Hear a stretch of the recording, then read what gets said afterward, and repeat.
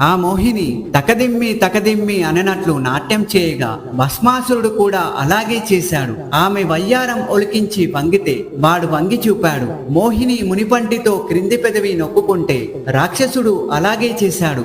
ఆత్మ ప్రదక్షిణం చేసి ఆ సుందరాంగి నవ్వితే వాడు అదే చేశాడు. ఆ భామిని తన ఎడమ చేతిని తన తలపై పెట్టుకొన్నది. భస్మాసురుడు కూడా అలాగే చేశాడు. కాని పెద్ద ధ్వనితో చూస్తుండగానే దగ్ధమైపోయాడు. ఆ కేక విని పరమేశ్వరుడు మరుగు నుంచి వెలువడి మనస్సుని వివసి చేసే ఆ మనోజ్ఞను చూశాడు. ఆమెతో, సుందరి, నీవు ఎవరైతేనేమి ఈ రాక్షసుని మట్టుబెట్టి నీ తెలివితేటల్ని మించిన నీ అందము పుష్పానికి మనోహరమైన సువాసన వలె ఉన్నది. ఇంత సౌందర్య రాశిని కన్న నీ తండ్రి ఎవరు? నీ నెలవు ఏది? నీ పేరేమి? నీ వారెవరు అని ప్రశ్నించాడు. అందుకామె నవ్వుతూ ఇలా అన్నది, సబ్స్క్రైబ్ టు పురాణవం ఛానల్.